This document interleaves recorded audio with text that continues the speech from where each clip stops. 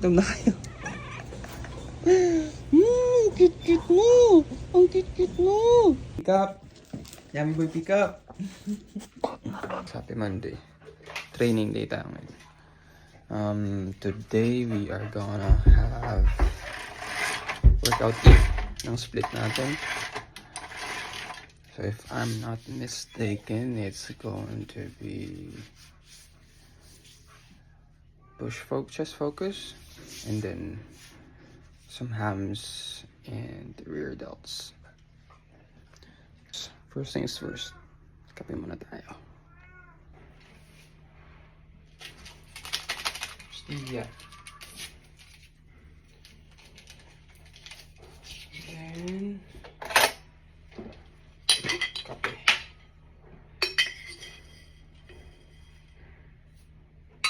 Tapos secret ingredients. Secret ingredient.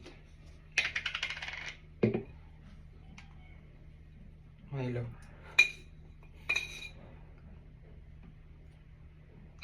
Para medyo mocha flavor yung kape natin. Go. Let's go.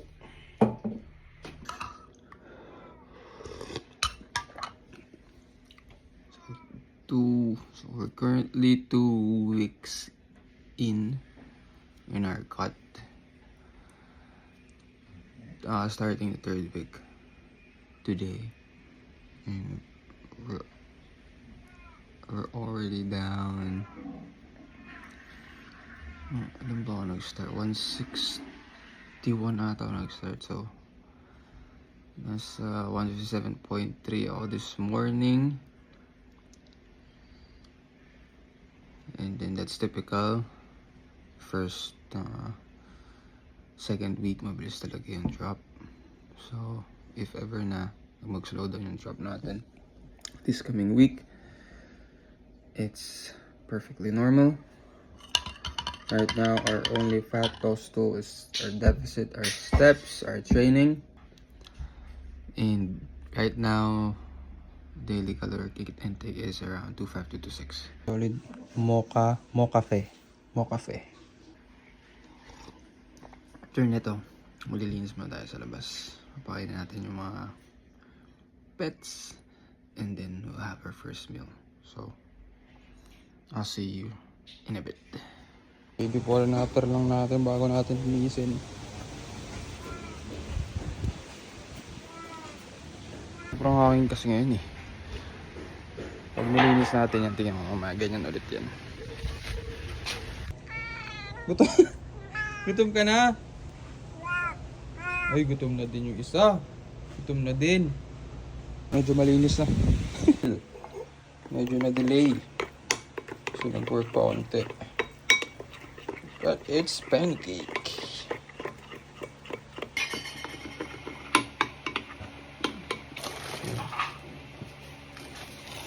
Lalagyan natin itong roasted pecan. Alat ganyan. Ganyan lang lahat. Kapag niluto mo, fluffy. Huwag may overmix. Ganyan, gagawa tayo may whey drip. Whey na may tubig. And creatine. Wala na pala tayo. Gawin. Ilagyan mo natin yan ng onting oil spray. Creatine 5 grams.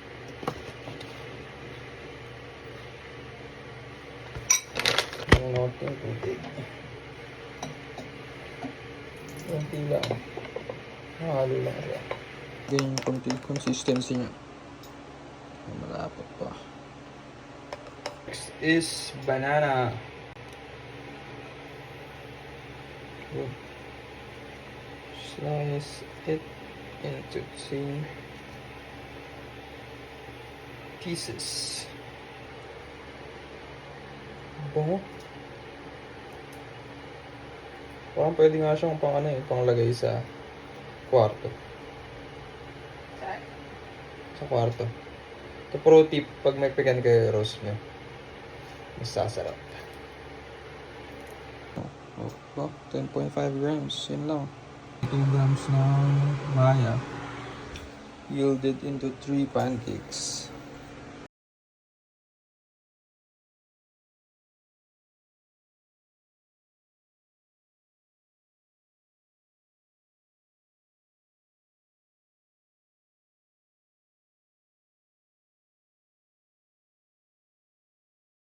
First bite.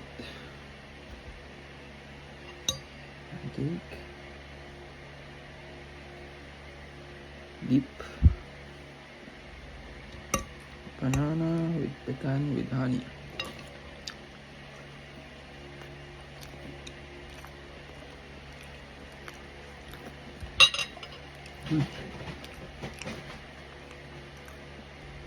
So all in all, mga nasa ano, less than 700 calories. Done and dusted. Get your micros. Workout plus intro workout. Ano eh. So guys, dito na tayo sa sasakyan. Medyo na-late tayo dahil nag-work pa saglit para yung mga bagay na gagawin natin mamaya hindi na natin gagawin kasi pagod na tayo. So pag uwi natin, pahinga muna tayo, hindi muna tayo agad mag-work. So yun yung classic technique na ginagawa ko dahil I have the luxury of working from home. So yun, work muna, then pag uwi pahinga, tapos work. Kasi mas magandang dahil may downtime naman tayo after ang breakfast natin. Let the food digest. Although ngayon medyo na-delay lang tayo, medyo na-late tayo, pero that's alright, that's okay. Not a big deal. And yun, andito na tayo ngayon. Painitin lang natin sa sasakyan and we're ready to go. Actually today akala ko hindi ako makapag-training dahil medyo na-strain ko yung my lower back doing a leg press, probably from too much bracing, and fortunately it got better overnight. So ayun, pinairamdaman ko lang yung sarili ko. I think naagapan ko naman siya kahapon, niyelowang ko agad, tas nilagyan ko sa lawn pass, tas minasage, and then nag roller ako kanina, and then yun, after ko mag roller actually it got better lalo, kaya ngayon dinala ko yung roller ko para mamaya post workout mag roller ulit ako. Thankfully we're pain free again.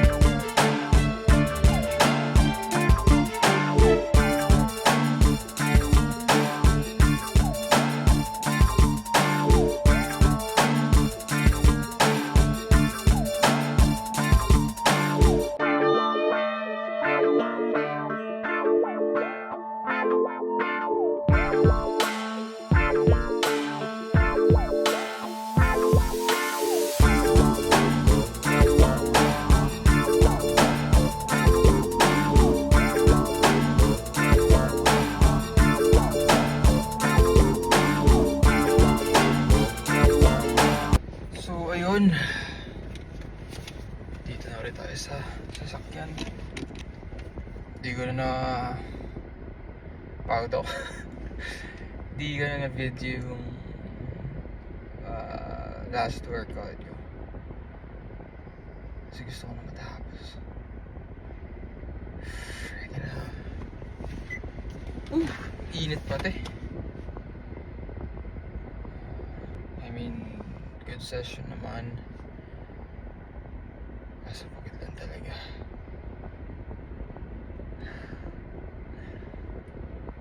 Hindi ako gutom eh. Pagod eh. Parang gusto ko lang humigay. Buti nakapagdala ako ng tuwalya, nakapag-shower ako sa gym. Pero yun, dito na tayo sa sasakyan.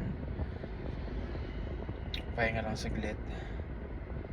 And then, uwi na tayo para makakain ng second meal natin. And meron na akong kakainin sa isip ko na pagkain na hindi ko pa ulit nagagawa.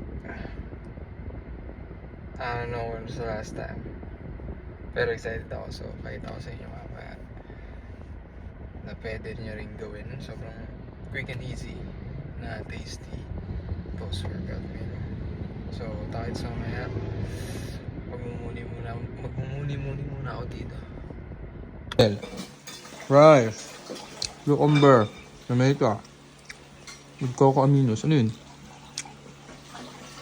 And then chicken with feta cheese. May onting coco aminos and calamansi. Yun. Tapos ang natin kumain. Ayun nga, sinasabi ko sa inyo kanina, pagtaas natin kumain, pahinga muna. So na tayo mag-work. Pero naka-shift na tayo, diba? So yun yung benefit ng pag-offset natin ng work earlier. So as much as possible, makapahinga kahit 30 minutes or makahiglit pa. So sobrang laking bagay mo para fresh ulit bago mag-work. Their usual playful rivalry hides growing tension. Suddenly, peace. Stop. Pasok muna tayo ng steps. Uy!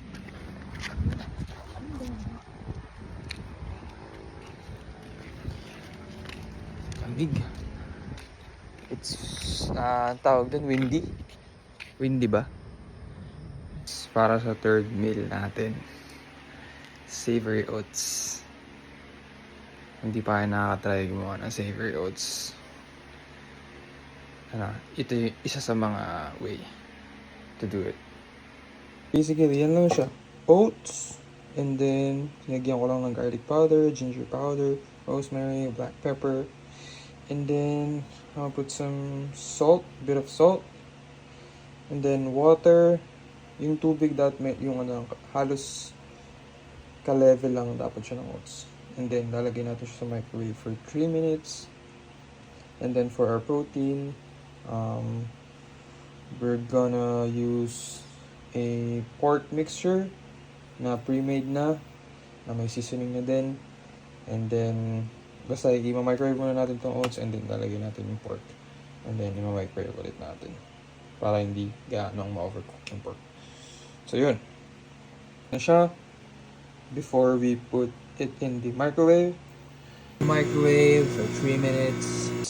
It's out of the microwave for 3 minutes, and then lalagay na natin yung pork just on top, and then put it in the microwave again, probably for 3 minutes again, and then check natin kung luto na yung pork. If not, tatagdagan natin at lagyan na siya ulit. So hanggang sa maluto siya. Yung pork na gamit natin is lean ground pork 9010 from SNR. So kuha lang tayo ng 200. 171, 188,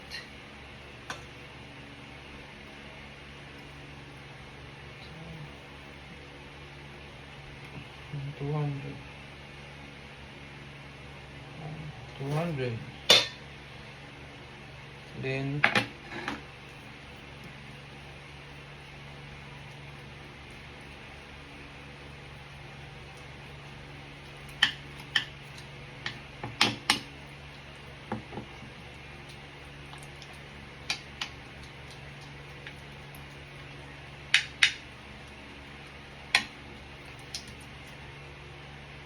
Yung pork pala guys has been seasoned with salt, pepper, then some chicken powder, ginger, spring onion. Ano pa ba? Hindi ko na sure yung iba eh. Kasi si Ana yung gumawa.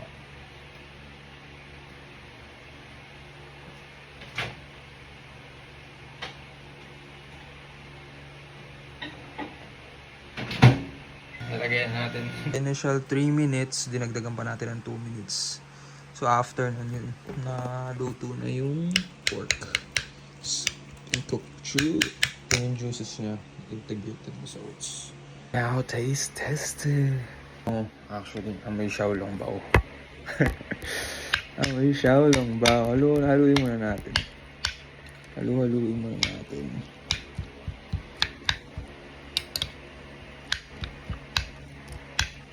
Halo, and then taste this.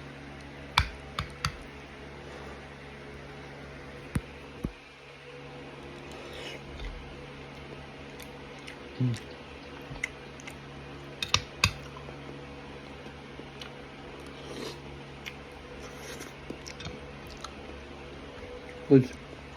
Tapusin ko lang ito guys, and then see you sa last meal natin. Nilagyan ko nga pala siya ng kanin kasi kailangan ko pa ng carbs. And then load muna tayo ng 5 hours. Ito, may pusa.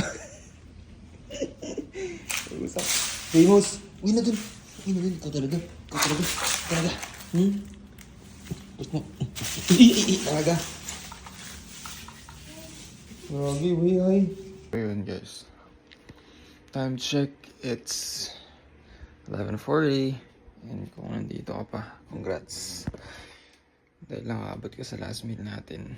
So, we are going to have a avocado toast with cottage cheese and honey. So, I started actually doing this 2 weeks ago. And yun, gustong gusto ko siya. Pang last meal kasi hindi siya gaano mapigat. And typically, last meal ko yung may pinakamataas na. Hindi naman sa pinakamataas. Is yung meal na inuubos ko na yung fats ko. So, ayan, avocado. And then, yung toast. Tinos lang natin. And then, yan. Gagawin ko lang. Guys, last meal natin. Sobrang solid yan. Hindi pa na-try itong combo na to. I-try nyo. And let me know how you guys think. Dahil sobrang solid yan for your last meal. Yung dalawang toast is, I think wala pang 400 calories lang siguro to. Kasi yung cottage cheese mababa, cottage cheese mababa lang naman sa calories. And then yung honey.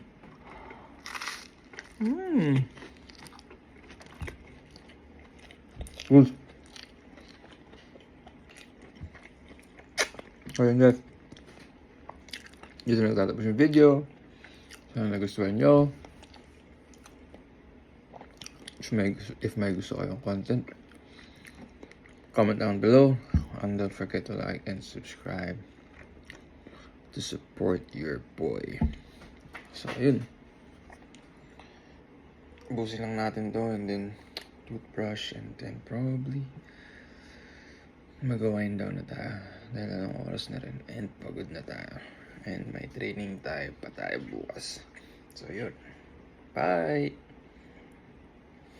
Peace out.